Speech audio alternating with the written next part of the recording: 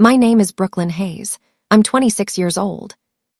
And on June 8th, 2024, at 4:47 p.m., I stood in my parents' kitchen in Scottsdale, Arizona, wearing an apron covered in marinara sauce, surrounded by dirty pots and pans, cooking Italian food for 50 people celebrating my older sister's 30th birthday, when my mother walked in, looked at me struggling to flip chicken parmesan while simultaneously stirring 3 different pots, and said 8 words that ended my relationship with my family.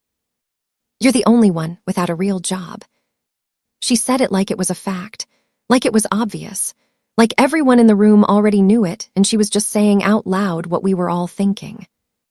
I stopped stirring. I looked at her. I looked at my sister Peyton sitting in the living room, scrolling through her phone, wearing a $400 dress, drinking champagne at her own party while I cooked food for her 50 guests. I looked at my father setting up the outdoor patio, acting like it was completely normal that one daughter was being celebrated while the other was being used as free labor. And I did something I'd never done before in my entire life. I put down the wooden spoon. I untied my apron. I dropped it on the counter next to a pot of boiling pasta, and I said one word. "Done." My mother's face changed. "What do you mean, done? The food isn't ready." "Then you finish it." "Brooklyn, we have 50 people coming in 2 hours." "I know, good luck." I walked out of the kitchen, grabbed my purse and car keys from the entry table, and drove away from my parents' house while my mother stood in the doorway shouting my name. 1 hour later, at 5:52 p.m., my phone started ringing. I was sitting in my apartment in Phoenix, 25 miles away, drinking a glass of wine and watching Netflix. The call was from Peyton. I almost didn't answer, but something told me to pick up. "Brooklyn," her voice was shaking. "What? What did you do?" "I left. You were there. You saw me leave." "The party is in 1 hour and there's no food. Mom is freaking out. Dad is on the phone trying to find a caterer, but everything's booked. People are already texting asking what time to arrive. What am I supposed to tell them?" "Tell them your sister, the one without a real job, won't be cooking for them." "Brooklyn, please. This is my 30th birthday. I've been planning this for months." "Then you should have planned to cook your own food." "I can't cook for 50 people. Neither can I, apparently, since I don't have a real job." "Mom didn't mean it like that." "Yes, she did." Peyton started crying, actual tears, sobbing into the phone. "Please come back. I'm sorry. Mom's sorry. Just come back and finish the food. I'll pay you." "I don't want your money." "Then what do you want?" "I want you to cook your own damn food." I hung up. But before I tell you what happened after I hung up, before I tell you what my family did when they realized the daughter they'd treated like hired help for 26 years had finally stopped helping, let me take you back to where this really started. Hit like and subscribe right now if you've ever been the family member everyone expects to show up and work while everyone else gets to celebrate. Drop a comment and tell me where you're watching from and what time it is there. I read every single one. And if you've made it this far, you're about to hear the most satisfying part of this story. Keep watching. Now let me take you back to 1998, when I was born, and my parents decided I would be the helper child. Peyton was born in 1994, 4 years before me. By the time I came along, she was already the star, the beautiful baby, the smart toddler, the child who could do no wrong. I was born in October 1998, and from what I've been told, I was a difficult baby.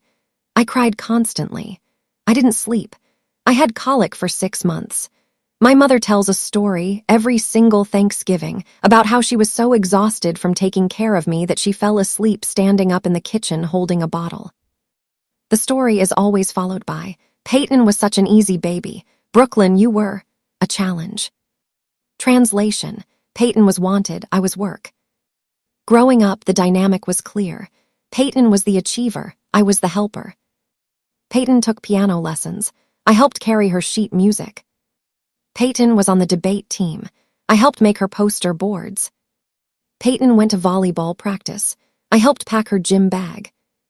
By the time I was 10 years old, my role in the family was established. Make Peyton's life easier. And I did, because that's what good younger sisters do, right? Peyton graduated from high school in 2012 as valedictorian. She got into Arizona State University with a partial academic scholarship. She majored in marketing. She graduated in 2016 with a 3.7 GPA and got a job at a digital marketing agency in Scottsdale, making $52,000 a year. My parents threw her a graduation party, 60 people, catered food from True Food Kitchen, a cake that cost $240, a slideshow of Peyton's accomplishments set to music.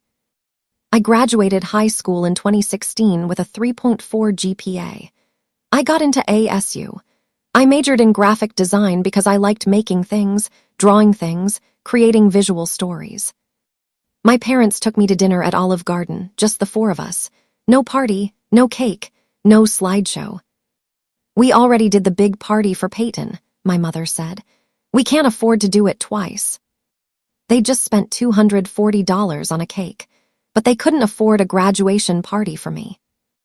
I graduated from ASU in 2020 with a degree in graphic design and a 3.6 GPA.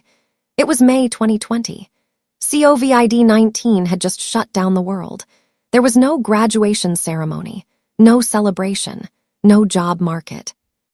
I moved back home with my parents. I started freelancing, building websites for small businesses, designing logos, creating social media graphics. I charged $50 an hour because I didn't know what else to charge. In 2020, I made $31,000 freelancing. In 2021, I made $48,000. In 2022, I made $67,000. In 2023, I made $94,000. In 2024, by June, I was on track to make $135,000. I worked from home. I set my own hours. I had 18 regular clients who paid me monthly retainers. I had a waiting list of businesses wanting to work with me. But because I didn't have an office, because I didn't have a title like marketing director or senior designer, because I worked in yoga pants from my apartment, my family didn't consider it a real job. Peyton, meanwhile, had climbed the corporate ladder. By 2024, she was a senior marketing manager at her agency making $97,000 a year. She had a team of 4 people. She had business cards. She wore blazers to work. She had a real job. I just did computer stuff from home. Every family gathering, the questions were the same. Peyton, how's work? Brooklyn, are you still doing that freelance thing? Peyton, tell us about your latest campaign. Brooklyn, have you thought about getting a real job with benefits? By 2024, I'd stopped trying to explain what I did. When people asked, I just said, I'm a graphic designer, and left it at that. In March 2024, Peyton got engaged to her boyfriend Connor, a software sales rep who made $110,000 a year. They'd been dating for 2 years. The engagement was announced on Instagram with professional photos taken at sunset in Sedona. My mother shared every single photo with captions like, "My beautiful daughter, so proud, can't wait for the wedding." The wedding was planned for June 2025. Estimated budget, $85,000. My parents were contributing $30,000. Connor's parents were contributing $25,000. Peyton and Connor were covering the rest. In April 2024, Peyton started planning her 30th birthday party. Not just a dinner, a party. 50 people, catered Italian food, open bar, live music. At my parents' house in Scottsdale because they had a big backyard with a pool and a covered patio. It's going to be elegant, Peyton told me over lunch in May. Like a preview of the wedding vibe. Sounds expensive.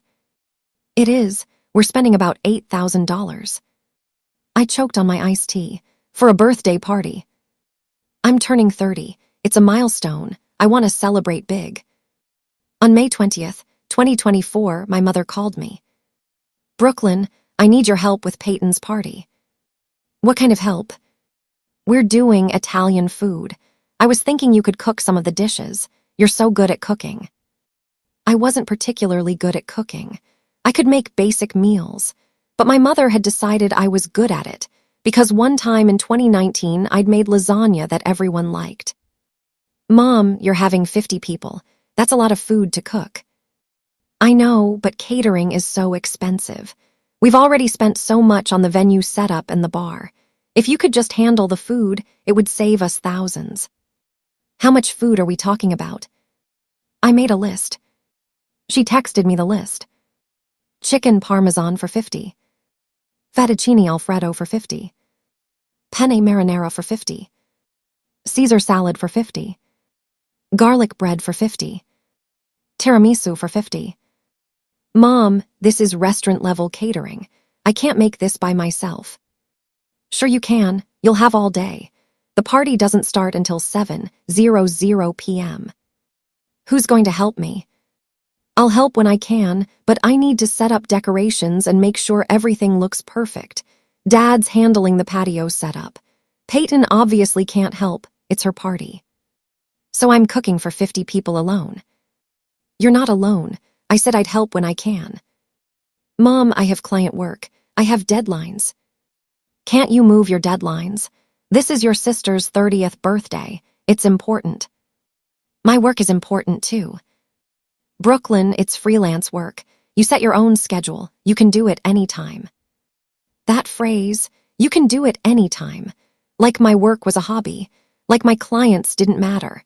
Like the $135,000 I was going to make this year was monopoly money. I don't think I can do this, Mom. Please, for your sister. I should have said no. I should have held the boundary, but I didn't. Fine, I'll cook. Thank you, you're a lifesaver.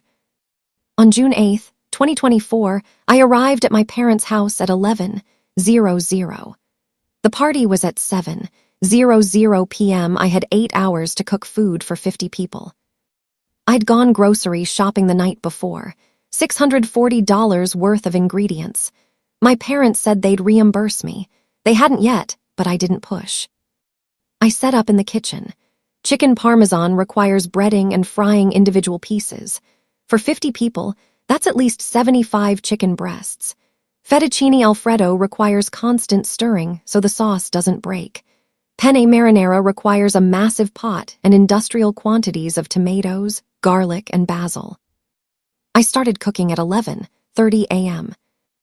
By 1:00 p.m., I'd finished breading all the chicken. My hands were raw from cracking 40 eggs. By 2:30 p.m., I was frying chicken in batches. The kitchen was 95 degrees. I was sweating through my t-shirt. At 3:00 p.m., my mother came in. How's it going? It's going. Where's the help you promised? I'm decorating the patio. It looks amazing. You should see it. Mom, I've been cooking for 3.5 hours. I need help. What do you need? Can you stir the marinara while I finish frying the chicken? I can't right now. I'm in the middle of hanging lights. Just keep going. You're doing great. She left. At 4:00 p.m., Peyton arrived. She walked into the kitchen wearing a designer dress, hair and makeup done, holding a glass of champagne. Brooklyn, oh my God, it smells amazing in here. I was elbow deep in pasta water. Thanks. Is everything going okay? It's a lot of food. I could use help. I would, but I have to get ready. Connor's picking me up in 20 minutes. We're taking photos before people arrive. You're already ready. I mean mentally ready. You know, get in the party mood. She grabbed a piece of garlic bread I'd just taken out of the oven, took a bite and said, "This is perfect." Then she left. At 4:47 p.m., I was juggling 3 pots on the stove, trying to keep the alfredo from breaking while preventing the marinara from burning, while also flipping chicken parmesan in a pan. My mother walked in and looked around. Brooklyn, you need to clean up as you go. The kitchen's a disaster. I looked at the pile of dirty pots, pans, cutting boards, mixing bowls, and utensils stacked in the sink and covering the counters. I've been cooking nonstop for 5 hours. I haven't had time to clean. Well, you can't leave it like this. People are going to see the kitchen. Then help me clean. I'm busy setting up. I'm busy cooking food for 50 people. Brooklyn, don't get snippy with me. You volunteered to do this. I didn't volunteer. You asked and I said yes because you're my mother. Well, nobody forced you. That's when she said it, the thing that broke me. Besides, you're the only one without a real job. You have time. I stopped stirring. I looked at her. What did you say? You work from home. You set your own hours. Peyton has a demanding career. Dad and I are retired, but we're busy with the party setup. You're the only one with flexibility. I don't have flexibility. I have deadlines. I have clients. I have work that I rescheduled to be here. It's freelance work, Brooklyn. It's not the same as a real job. I'm going to make $135,000 this year. She laughed, actually laughed. You're not making $135,000. Yes, I am. I track every dollar. Brooklyn, Peyton makes $97,000 at her corporate job, and she's been working for 8 years. You've been freelancing for 4 years. There's no way you're making more than she is. I am. Well, if you say so, but it's still not a real job. You don't have health insurance. You don't have a 401k. You don't have job security. That's not a career, that's a side hustle. I stared at her. Then I put down the wooden spoon. I untied my apron. I dropped it on the counter. I'm done. What? I'm done cooking. I'm done being treated like the help. I'm done being told my work isn't real. I'm done. Brooklyn, you can't leave. The party is in 2 hours. Watch me. I walked out of the kitchen. I grabbed my purse and keys. My mother followed me to the front door. Brooklyn Marie Hayes, if you walk out that door, don't bother coming back. I turned around. Good, I won't. I got in my car and drove away. For the first 20 minutes, I was shaking. Adrenaline, anger, disbelief that I'd actually done it. Then, around mile marker 19 on the 101, I started laughing. Not a sad laugh, a free laugh. I'd just walked out on my sister's 30th birthday party. I'd left 50 people without food. I'd abandoned pots boiling on the stove and chicken burning in a pan. And I felt amazing. I got home at 5:35 p.m. I poured a glass of wine. I turned on Netflix. I watched an episode of a show I'd been meaning to catch up on. At 5:52 p.m., Peyton called.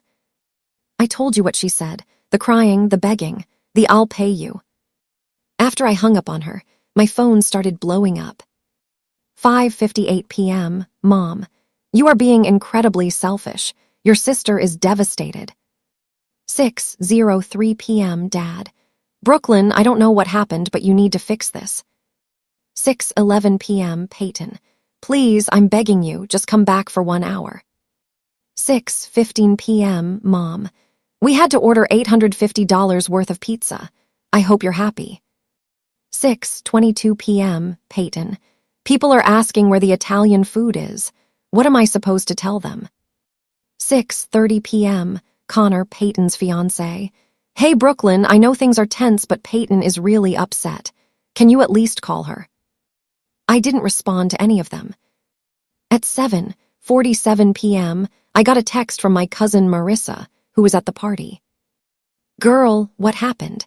Everyone's eating Domino's and your mom looks like she's about to have a stroke. This is wild. I wrote back, long story, I'll tell you later. She replied, your sister's crying, like mascara running, full breakdown. Connor's trying to calm her down, but she keeps saying you ruined her birthday. I didn't ruin anything. I just stopped cooking. Apparently, there's burnt chicken all over the kitchen and pots boiling over. Your dad had to turn everything off. The kitchen's a disaster. I smiled. Good. The texts continued throughout the night. 8:15 p.m. Mom, you've embarrassed this entire family. 8:44 p.m. Peyton, I will never forgive you for this. 9:02 p.m. Dad, your mother's very upset. I think you owe everyone an apology. I turned my phone on Do Not Disturb and went to bed. The next morning, June 9th, I woke up to 43 text messages and 12 missed calls. I made coffee. I sat on my balcony. I read through the messages. Most were from my mother. Variations of "how could you," and "you're so selfish," and "Peyton's birthday is ruined." 3 were from Peyton, all saying she never wanted to speak to me again. One was from my father. "We need to talk, call me." I called him at 10:00 a.m. Brooklyn. "Hi, Dad. What the hell happened yesterday?" "I left." "I know you left. Why?" "Because Mom told me I don't have a real job. Because I've spent 26 years being the helper and I'm done. Because I was cooking food for 50 people while Peyton drank champagne and nobody thought that was weird." "Your mother didn't mean it the way it sounded." "Yes, she did. She's just stressed. The party was expensive. She was trying to save money by having you cook. So she saved money by using me as free labor and then insulted my career while I did it." "Brooklyn, you embarrassed your sister in front of 50 people." "I didn't embarrass anyone. I just stopped working for free." "You left pots burning on the stove. I had to run into the kitchen and turn everything off before the house caught fire."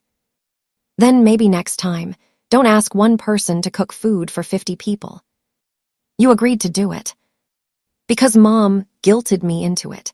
And the second I tried to set a boundary, she mocked my job and told me I had nothing better to do." My father was quiet. "Dad, I make $135,000 a year. I have 18 clients. I have a wait list. I pay my own rent, my own health insurance, my own everything. And Mom thinks it's not a real job because I work from home in yoga pants. I'm done defending myself." "Nobody's asking you to defend yourself." "You all do. Every time someone asks what I do and I say graphic design and Mom jumps in with, she does freelance computer stuff. Every time Peyton talks about her job and everyone's impressed, and then someone asks about mine and the conversation changes. I'm done." "What do you want, Brooklyn?" "I want an apology." "From who?" "From Mom, from Peyton, from everyone who thought it was okay to treat me like the help." "I don't think that's going to happen." "Then I guess we're done talking." I hung up. For the next 2 weeks, I didn't hear from my family. Not my mom, not Peyton, not even my dad. Radio silence. I worked, I delivered projects to clients. I invoiced, I made money, I lived my life. On June 23rd, Father's Day, my dad called. "Happy Father's Day," I said. "Thanks, are you coming over?" "Was I invited?" "You're always invited, your family." "Dad," Peyton said she'd never forgive me. "Mom said I embarrassed the family. I don't think I'm welcome." "Your mother's still upset, but she'll get over it. Just come to dinner. We're grilling steaks." "Is Peyton going to be there?" "Yes." "Then no." "Brooklyn."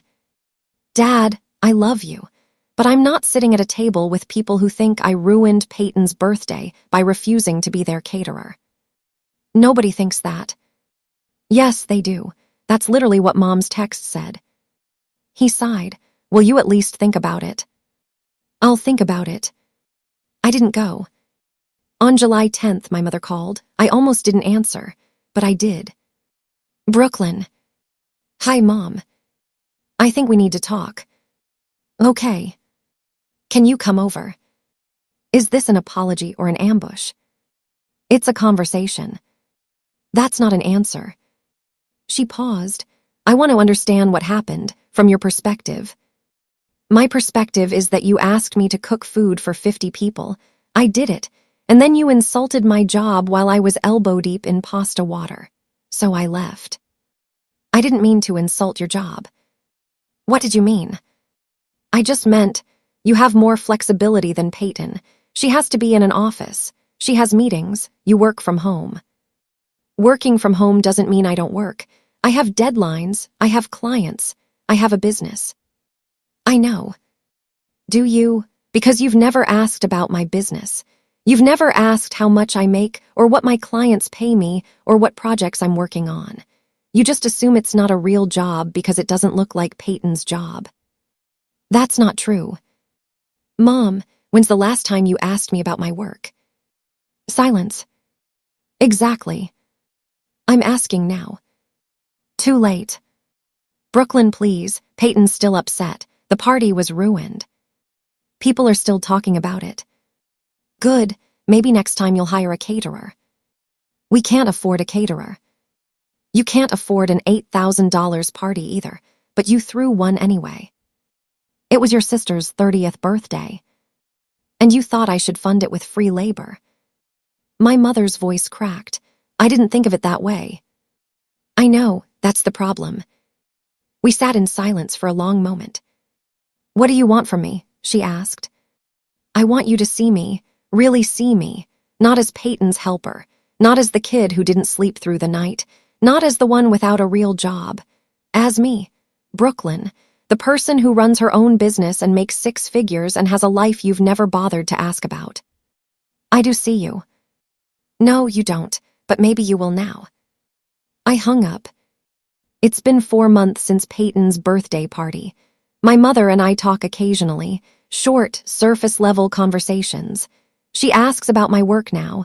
I think she's trying. We're not close. We may never be close again, but we're civil. Peyton and I haven't spoken. She's still angry. I don't blame her. Her 30th birthday party is now known in our family as the Domino's disaster. Every time someone mentions it, someone else laughs. That's her milestone memory. Burnt chicken and emergency pizza. I don't feel bad about it. My father and I have coffee sometimes. He doesn't bring up the party. He asks about my clients. He listens when I talk about my business. He's learning. Last week, I landed my biggest client yet, a tech company in Phoenix. They're paying me $8,500 a month for ongoing design work. That's $102,000 a year from one client. I wanted to call my mom and tell her, but I didn't, because I realized something. I don't need her validation anymore. I'm 26 years old. I run my own business. I make 6 figures. I answer to no one but myself and my clients. And I will never, ever cook food for 50 people again. If you're watching this, and you've ever been the family member everyone takes for granted, the one who's expected to help without being appreciated, the one whose work is dismissed because it doesn't fit someone else's definition of success, I need you to hear this. You don't owe them your labor. You don't owe them your time. You don't owe them proof that your work is real. Walk away. Let the pots burn. Let them order pizza. Your value isn't determined by how useful you are to people who refuse to see you. Thank you for staying until the end. If this story resonated, drop a comment and tell me about the time you finally stopped being the helper. Hit like if you believe setting boundaries isn't selfish. Subscribe for more stories like this, and comment where you're watching from right now. Take care of yourselves, and remember, the people who only value you when you're serving them don't actually value you at all.